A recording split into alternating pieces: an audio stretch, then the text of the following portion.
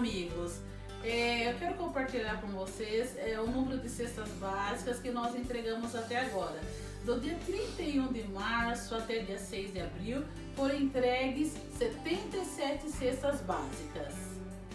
Agradecemos a sua doação, tanto financeira quanto em oração, na logística que tem nos ajudado. E nós agradecemos também por nós estarmos aqui pontificados para entregar. Nós sentimos muita emoção, vemos os irmãos chorando, os irmãos alegres, os irmãos sendo abençoados. Isso é uma dádiva para a gente. A sua doação aquece o coração. Eu gostaria de compartilhar assim, a experiência de pessoas que receberam essas cestas, que comentaram que assim, depois que ganharam, né, a cesta, puderam compartilhar com outras pessoas e Deus assim multiplicando assim no celeiro deles também. Quem tem fome tem pressa, vamos nessa!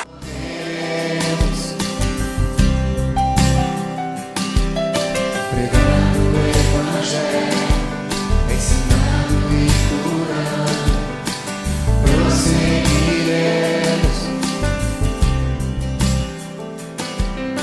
Somos igreja. Olá, meus queridos e amados irmãos, boa noite. Que a graça e a paz de nosso Senhor Jesus Cristo esteja com cada um de vocês. Estamos novamente aqui, reunidos online, né? Continuamos ainda com essa nossa reunião online, mas cheio da graça, cheio do amor, cheio da misericórdia do Senhor e principalmente com a presença do Espírito Santo. Nessa primeira parte aqui, nessa abertura inicial, eu gostaria de lembrar com os irmãos qual foi a palavra ministrada no último final de semana. Tanto no domingo como na segunda-feira, teve uma palavra assim ministrada com maestria pelo nosso amado e querido pastor Marion. Vocês se lembram qual foi a palavra, qual foi o tema ministrado no último final de semana? Qual foi? Perdão. Nós recebemos, através desse amado irmão, com unção, uma palavra dada pelo Espírito Santo que é perdão.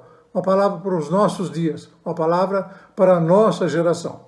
E para que a gente se lembre bem disso, na sequência agora, nós veremos um testemunho da nossa querida irmã Kátia Bittar, da experiência de quase morte que ela teve e nessa experiência, o que ela aprendeu sobre o perdão. Vamos então a esse vídeo.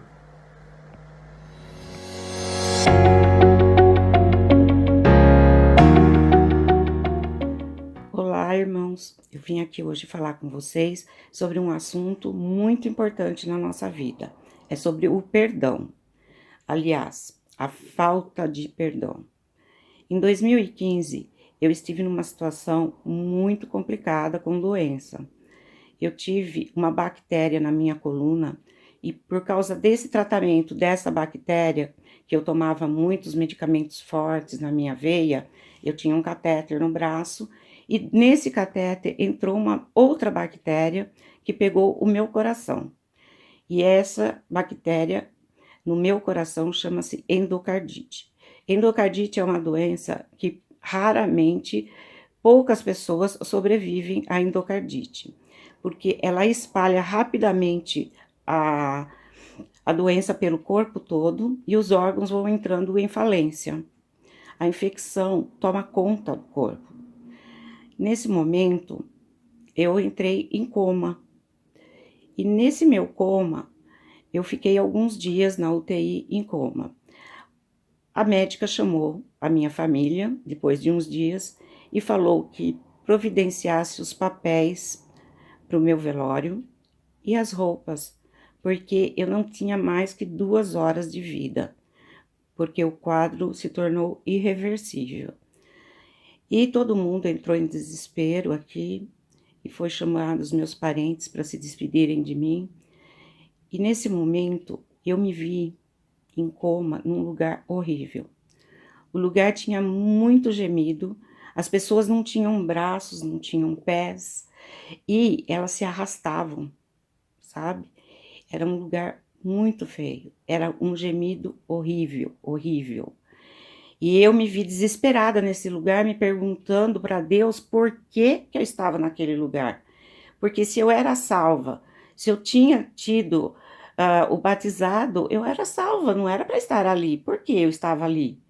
E veio na minha mente, sobre os meus olhos, a minha vida como um passar rápido assim. E me mostrou as várias vezes que eu não tive o perdão. Eu fiquei desesperada, eu chorava muito e pedia e implorava para que Deus tivesse misericórdia da minha vida e que eu pedia muito perdão e que eu não podia estar naquele lugar e que eu não queria estar mais ali naquele lugar. Nesse momento veio uma luz muito forte de cima que me clareava os olhos e nessa luz, como um túnel, eu fui levitando com anjos que me carregavam e eu escutei o hino Tu és fiel, Senhor. Durante esse hino, eu escutei a voz da minha neta me chamando. Ela falava, vovó, volta, vovó, eu preciso de você, vovó. Eu não posso ficar sem você, você cuida de mim. Volta pra gente, vovó. Por quê? Me colocaram no meu ouvido uma gravação da minha neta pedindo isso para mim. E foi muito forte esse pedido da minha neta na minha vida, porque nesse momento eu voltei à vida. Eu dei um pulo na cama e a vida começou a voltar ao meu corpo. Os médicos ficaram sem saber o que falar, sem saber o que fazer, começaram a tratar de mim, chamaram a minha família de novo, falando que uma nova situação tinha acontecido e que, inexplicavelmente, os meus órgãos voltaram a funcionar um a um, certo? Então, eu acredito que eu tive o perdão de Deus nesse momento, na minha vida. E eu voltei a viver. Passei mais alguns dias em tratamento e fui me tratando e fui melhorando dia após dia. Então, eu falo para vocês, a falta de perdão é uma coisa muito séria na vida da gente. Às vezes a gente pensa que é uma coisa à toa, é uma bobagem, mas não é. É muito sério mesmo. O pastor Haroldo uma vez falou para mim que nesse lugar que eu estive, poucas pessoas voltam, porque é o caminho para o fim mesmo, né? E eu voltei, eu tive esse privilégio de ter o perdão de Deus e eu voltar de novo a estar bem de saúde. E depois desse coma, eu fiquei muito bem de saúde. Até as dores que eu tinha antigamente melhoraram muito na minha vida. Então, hoje eu acredito que isso é principal na vida das pessoas, o perdão. Inclusive, perdoei coisas do meu casamento, perdoei o médico que tinha errado na minha cirurgia e tinha me deixado com sequelas. E isso foi importante na minha vida para que eu nunca mais deixasse de perdoar. Então, irmãos, por favor, eu peço, perdoem.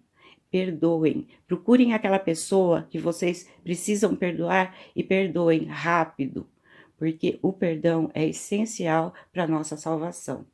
É essa a dica de hoje. Obrigada, viu? Que testemunho fantástico. Que coisa maravilhosa a gente poder perdoar e ser perdoado. Que experiência maravilhosa essa que a Kátia transmitiu através do seu testemunho. Perdão é algo que assim deve ser estar sempre em nosso coração, sempre em nós a disposição de perdoar, né? Essa semana conversando com um determinado irmão e ele me deu uma definição de perdão que eu achei fantástica. Ele disse o seguinte, olha, o perdão conserta os buracos do passado e prepara o asfalto para uma nova estrada. Que coisa maravilhosa, que coisa fantástica.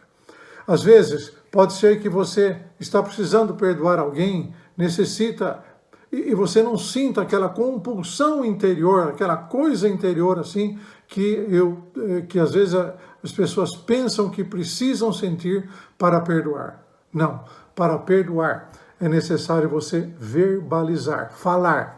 eu te perdoo em nome de Jesus. Meu amigo, meu irmão, minha irmã, meu parente, seja lá quem for, verbalize, mesmo que você não sinta nada no seu interior, verbalize, fale, eu te perdoo em nome de Jesus.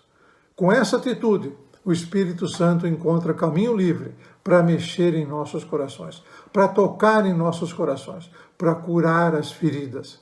O perdão é um ato tão solene, tão real, que ele muda a vida de quem está perdoando e de quem está sendo perdoado. O perdão também, eu creio que para que o perdão seja completo, tem um novo elemento, aliás, o novo não, tem um elemento essencial, chamado fé, que é o assunto que o nosso querido e amado pastor Jamê estará ministrando para nós nesta noite aqui. Fé, algo imprescindível, algo que, assim, é necessário para todos os tempos e principalmente para esses tempos que estamos vivendo. Tá? Logo, agora nós teremos o nosso período de louvor e, na sequência, nós teremos a ministração do amado irmão Jamê. Tá bom? Amém e até já.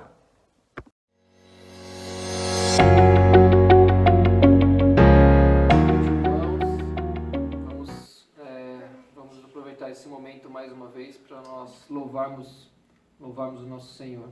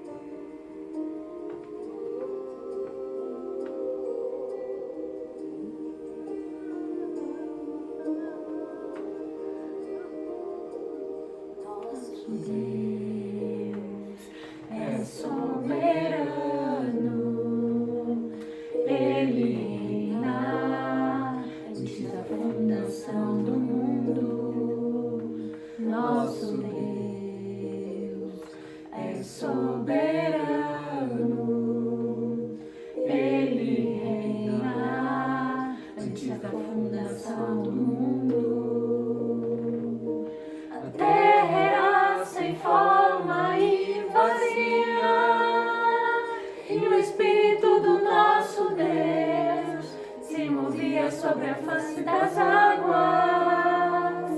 foi Ele quem criou os céus dos céus, e separação das águas e da terra seca. Foi Ele quem criou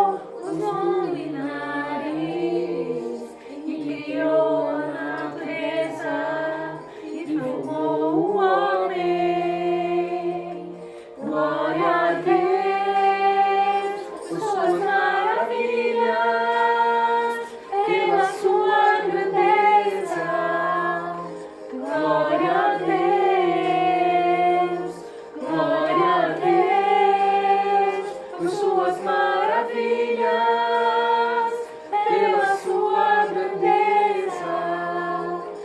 Glória a Deus.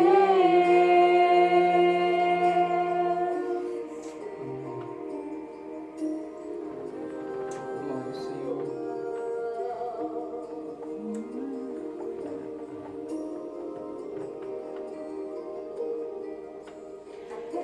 Era sem forma e vazia, e o Espírito do nosso Deus se movia sobre a face das águas. Foi Ele quem criou os céus dos céus, fez separação das águas e na terra seca. Foi Ele quem criou os luminares, criou a natureza e formou o homem. Glória a Deus por suas maravilhas, pela sua grandeza. Glória a Deus, glória a Deus por suas maravilhas, pela sua grandeza. Glória a Deus. Amém, Senhor. Glória ao Senhor, glória a Jesus. Pela sua grandeza, Pai. O Senhor é maior do que tudo, Pai. O Senhor é quem criou tudo, Deus. Glória a Ti, Jesus. Glória a Ti. Aleluia.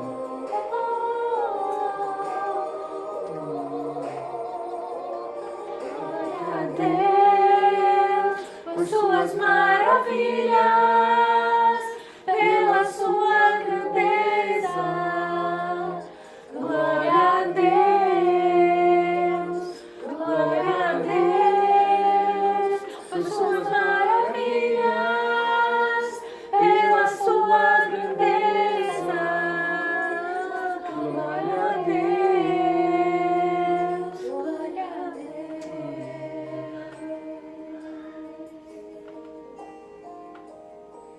a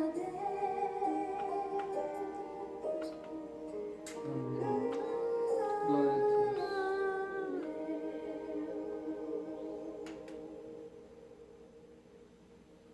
Obrigada,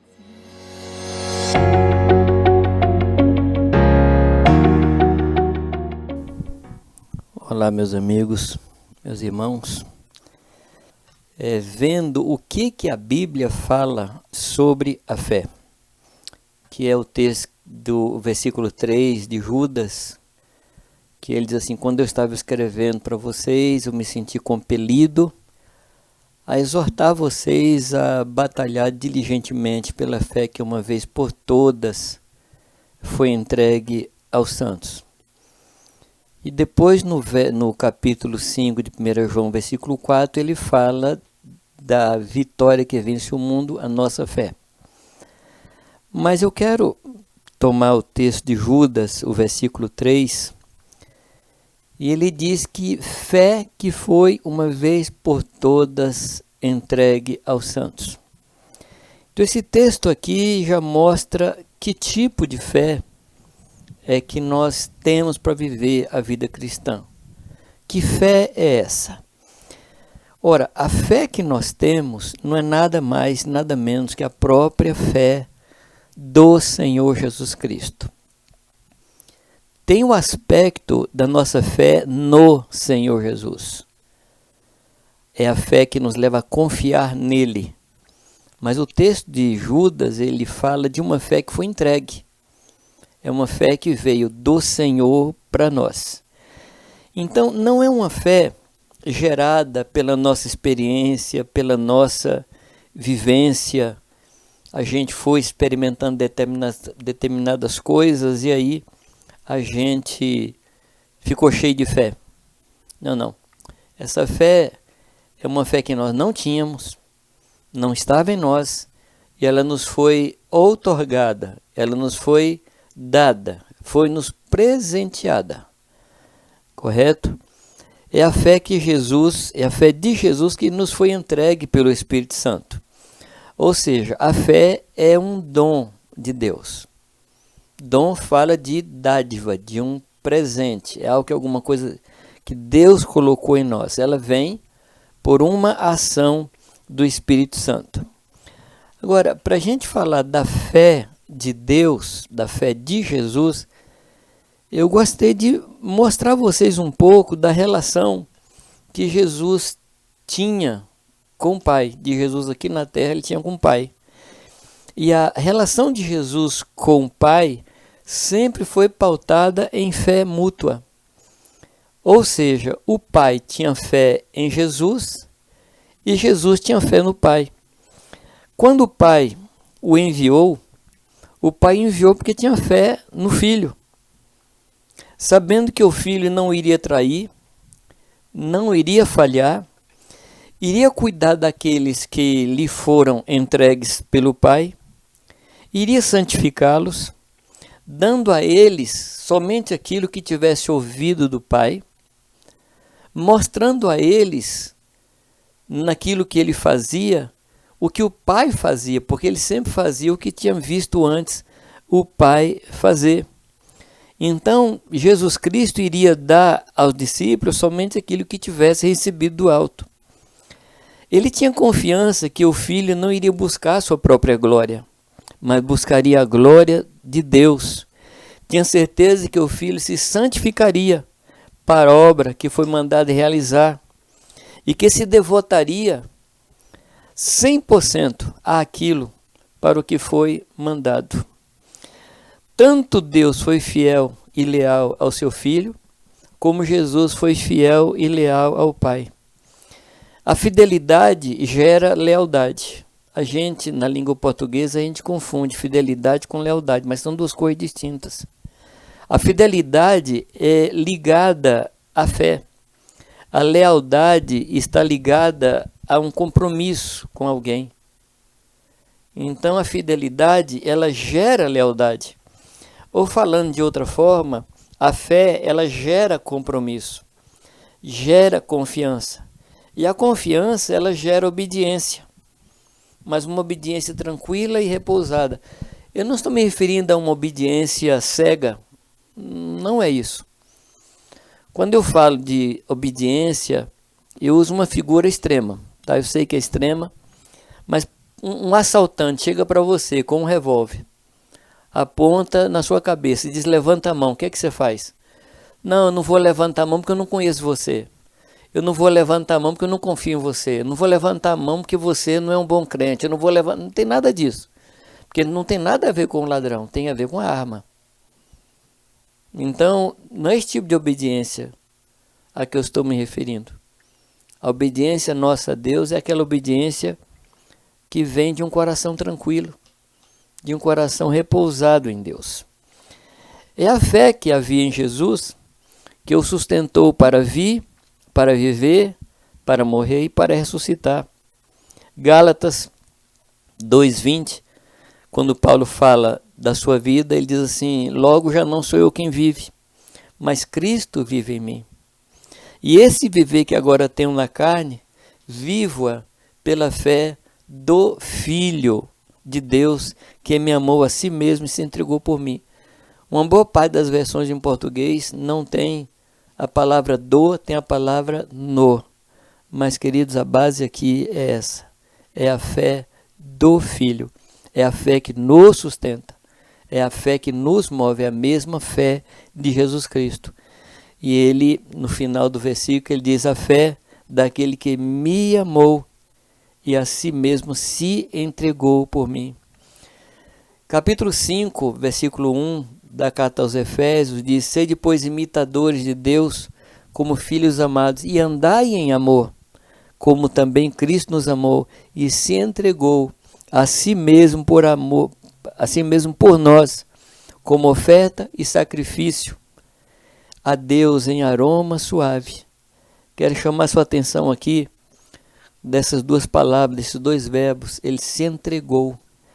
A palavra entregar aqui nesse texto é uma palavra grega, que é a palavra didome, que significa uma entrega espontânea e voluntária para o proveito do outro, como a entrega de um presente. É dar-se a alguém como se pertencesse ao outro.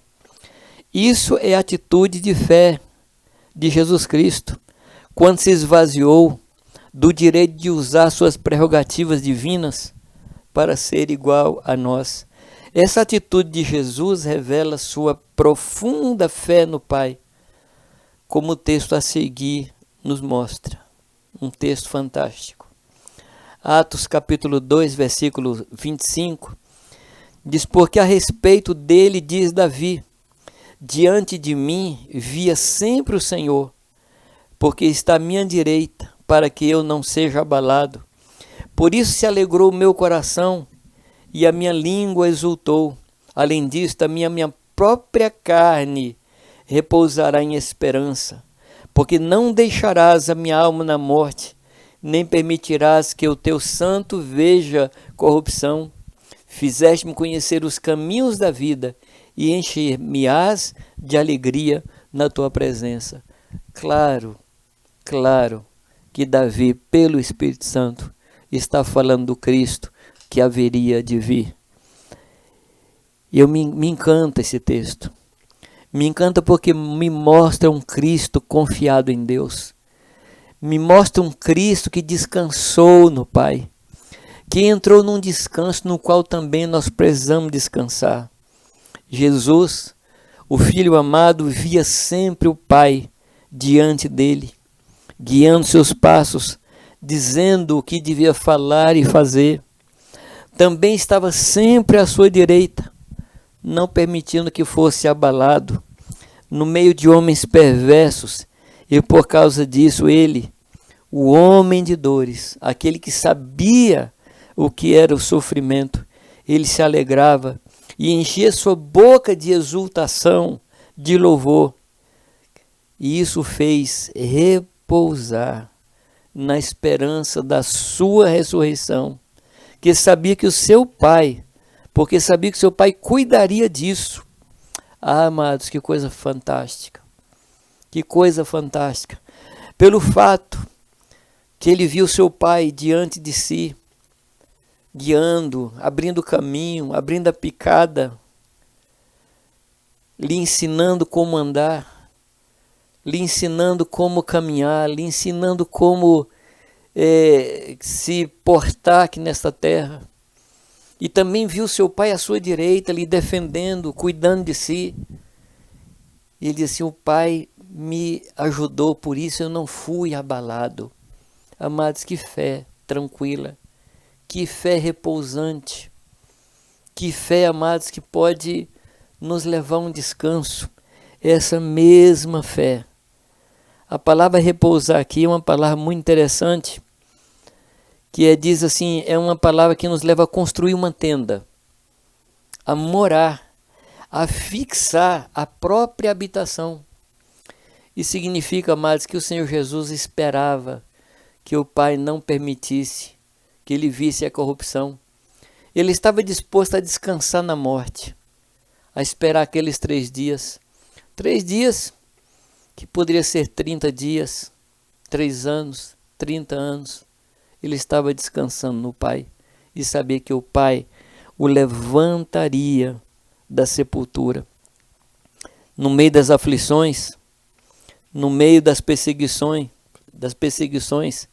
em meio às provas e angústias, ele experimentou a vida que está reservada para nós hoje, nesse mesmo mundo no qual Jesus viveu, cheio de fé no Pai. Por causa dessa confiança no Pai, seu coração se encheu com alegria da presença do Deus Jeová. Essa é a fé de Jesus, que não tem nada a ver com superstições, com autoajuda, com pensamento positivo. Tem a ver com o conhecimento que ele tinha de quem era o seu Pai. Ele conhecia o seu Pai. Ele sabia quem era o seu Pai. Por isso ele confiava. Por isso que Judas, amados, ele nos fala isso com tremenda propriedade. Amados, quando empregava toda a diligência em escrever-vos, eu consigo ver Judas com aquela pressão interior, dizendo: eu preciso escrever para os santos. Eu preciso escrever para os filhos de Deus. Eu preciso dizer a eles que têm experimentado a mesma salvação que eu, que eles precisam lutar, porque ele diz que ele se sentiu obrigado a corresponder com os santos, para dizer para eles: olha, gente, batalhe diligentemente pela fé, sejam diligentes, não deixa nada estragar a fé de vocês, não deixa nada corromper a fé de vocês, não deixa nada minar a fé de vocês. Ou seja, batalha diligentemente pela fé que uma vez por todas foi entregue aos santos. Essa fé que foi entregue a mim e a você. E agora, o que vamos fazer com ela? Filipenses diz, amados, capítulo 1, versículo 27, vivei acima de tudo, de modo digno do Evangelho, para que, ou indo ver-vos, ou estando ausente, ouça no tocante a vós outros, que estáis firmes em um só espírito, com uma só alma, lutando juntos pela fé do Evangelho. Algumas versões falam pela fé evangélica. É isso mesmo, mas não é fé evangélica no sentido da fé dos evangélicos. Fé evangélica, a fé que é gerada do Evangelho. O Evangelho gera fé no nosso coração. Medite no Evangelho, creia no Evangelho. A palavra diz que aquele que prega o Evangelho deve viver do Evangelho. E a última coisa que esse texto fala é de dinheiro. Às vezes a gente fala assim: eu vivo do Evangelho, no sentido de que eu prego e ganho um salário porque prego o Evangelho. Também é isso, mas viver do Evangelho, aquele que prega deve viver do Evangelho, é no sentido, amados, que nós precisamos crer naquilo que pregamos. Que o que nós pregamos deve nos sustentar primeiro, antes de sustentar os outros. Deve ser base da nossa crença, antes de ser base da crença dos outros. A palavra diz assim: eu criei, por isso falei.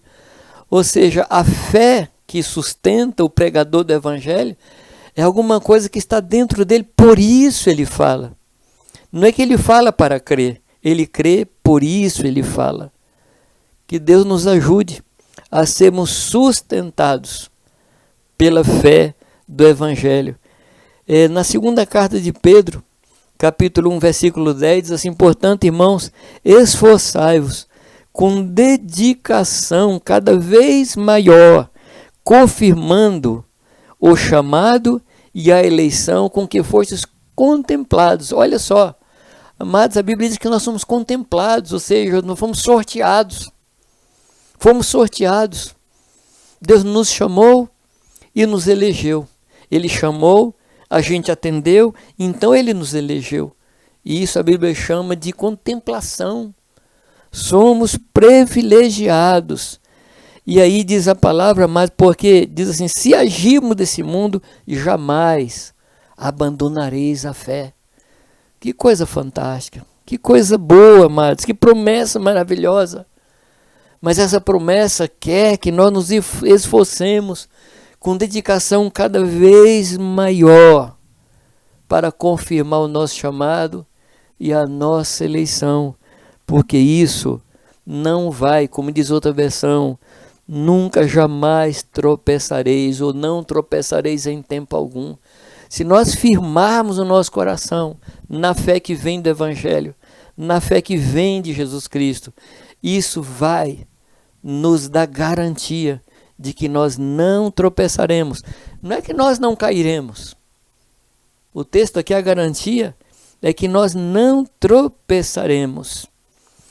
Atos capítulo 23, versículo 1, Paulo diz assim: fitando Paulo os olhos no sinédrio, diz: varões e irmãos, tenham andado diante de Deus com toda boa consciência até o dia de hoje. O que é que significa? Paulo está dizendo: eu tenho andado pela fé, eu tenho vivido pela fé, eu tenho descansado na fé, minha vida tem sido pautada pela fé, no Senhor Jesus Cristo.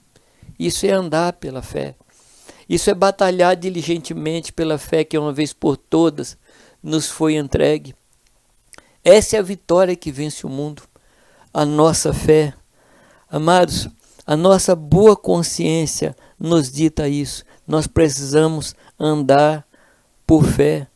O que é batalhar pela fé? Que outras palavras nós podemos usar para definir isso, para ajudar em compreender? Eu entendo, amados, que batalhar pela fé é lutar para que a vida cristã seja vivida, mesmo em oposição a todo ataque do diabo, a toda investida do mundo e a toda resistência da carne. O mundo vai estar em oposição a nós. O diabo vai estar em oposição, vai nos atacar e a nossa carne vai resistir. Batalhar pela fé é enfrentar essas três forças que vêm contra nós e ficar firmes, baseados na fé do Senhor.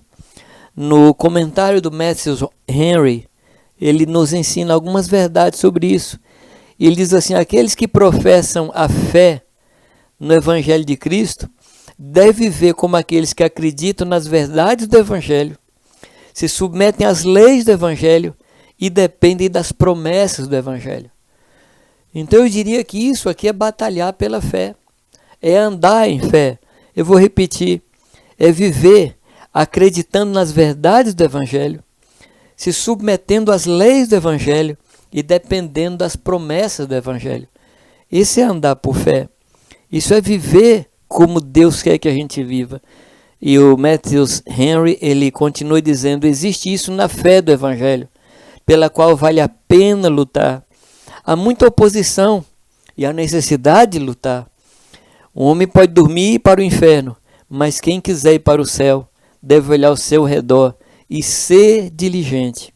A fé é um presente de Deus em nome de Cristo. É a capacidade e disposição para acreditar que nós somos somente de Deus, e essa capacidade ela vem de Deus.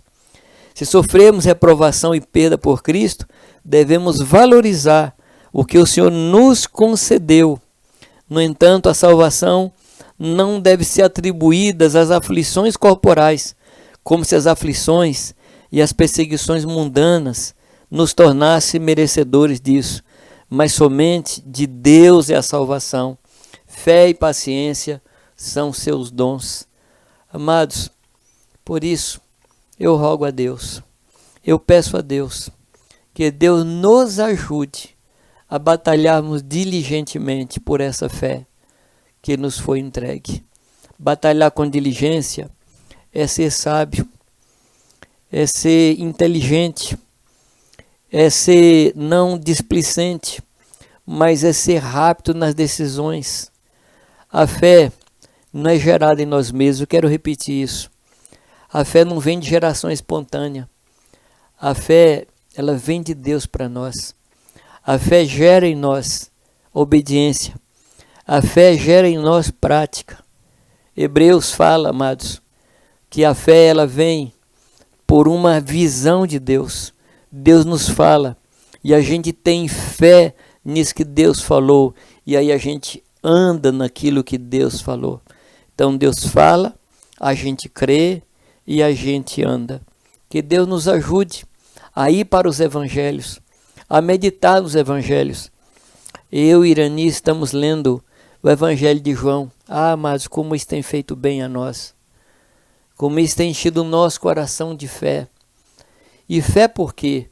Porque nós estamos vendo Jesus, como Ele é, como Ele age, o amor dEle, a graça dEle, como o Senhor é cuidadoso, como o Senhor é cuidadoso com Marta, com Maria, com Lázaro, como o Senhor é cuidadoso com aquele que tinha fome, como o Senhor é cuidadoso com aquele que era cego, que era aleijado, como o Senhor é cuidadoso quando Ele muda o seu caminho para ir cuidar daquela viúva que estava perdendo seu filho. Então, quando a gente vai lendo isso, a gente vai vendo que tipo de Jesus, que classe de Jesus, se é que eu posso falar isso, como Ele é. Isso gera fé no nosso coração. Porque a fé, amados, ela vem pelo ouvir, e o ouvir pela palavra de Deus. Que o Senhor possa nos ajudar a andar pela fé, a caminhar pela fé.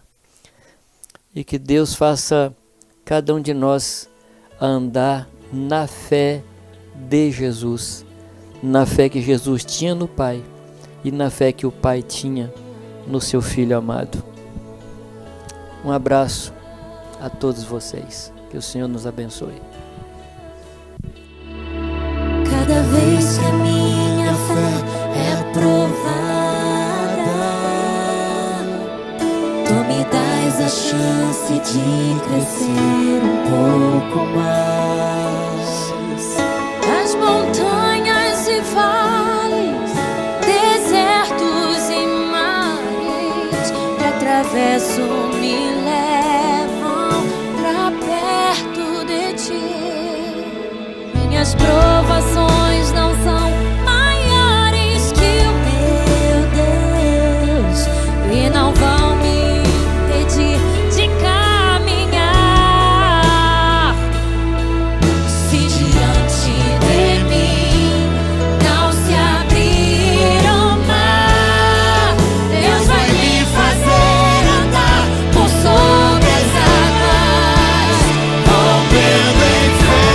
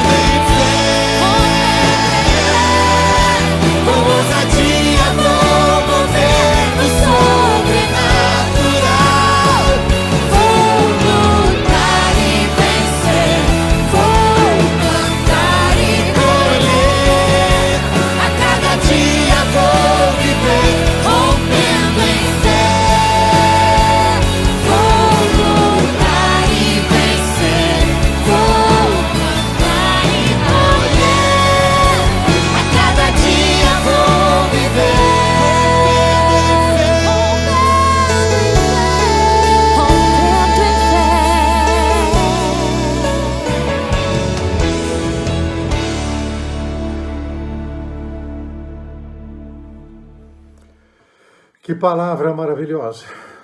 Que coisa maravilhosa a gente ter um pouco mais de conhecimento do que é a fé. Algo tão necessário para nós nesses dias. Algo tão necessário para as nossas vidas nesses dias aqui. Sim, meus amados irmãos, eu queria incentivar você. Caso você, assim, pense, eu não tenho fé, peça ao Senhor. Peça ao Senhor, porque a recomendação dele, os próprios apóstolos falaram, acrescenta-nos fé. Então é necessário que nós, caso você não tenha, caso você passe por um momento dizendo assim, não tenho fé para nada, peça ao Senhor, que Ele vai colocar fé no seu coração. O livro de Hebreus, no seu capítulo 11, graciosamente chamado de Galeria dos Heróis da Fé, descreve um determinado trecho que diz que Abraão, chamado pai da fé, e isso foi-lhe imputado como justiça. Eu creio que a palavra imputar, ela é ao contrário de amputar. Amputar, você corta um pedaço da onde tem. Imputar é colocar algo onde não tem. Então, eu ouso a dizer, assim, dentro do meu limitado conhecimento, que a fé foi imputada a Abraão, foi colocada no seu coração. Então pode ser colocado no meu, no seu, de todos aqueles que estão ouvindo essa palavra e acham que não tem fé. É só pedir ao Senhor e Ele colocará fé no seu coração.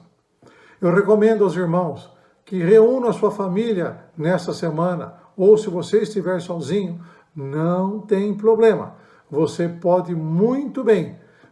Gostaria muito que, mesmo sozinho, você relesse 2, 3 vezes o livro de Hebreus no seu capítulo 11, especialmente no capítulo 11, como disse graciosamente, chamado de Galeria dos Heróis da Fé. E que o Senhor possa nos acrescentar fé suficiente para que possamos cumprir todo o seu propósito em nossa vida, através do Espírito Santo, em nome de Jesus. Vamos orar nesse momento aqui. Nosso Deus e Pai, nós agradecemos pelo que o Senhor falou aos nossos corações nessa noite. Somos gratos porque o Senhor sempre tem tocado nos assuntos que são necessários para nós nesses dias. Semana passada, o Senhor nos falou de perdão. Essa semana, o Senhor nos falou de fé. Esse conjunto de palavras aí, que esse conjunto de palavras proporcione em nossos corações aquilo que vai de encontro com a sua vontade e que através do teu Espírito Santo em nós possamos cumprir todos os desígnios e propósitos que o Senhor tem para as nossas vidas em nome de Jesus. Amém. Amém, meu querido. Amém, minha querida. Muito bom. Que o Senhor te abençoe, que o Senhor te guarde, que o Senhor te proteja e que faça resplandecer o seu rosto sobre você e te dê a paz. Uma excelente semana na presença do Senhor, em nome de Jesus. Amém.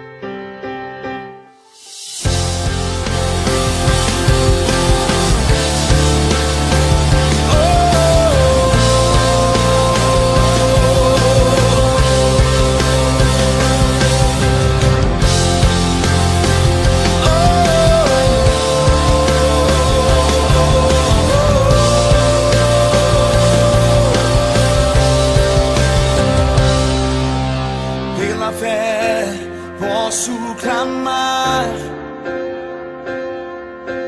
pela fé posso enxergar,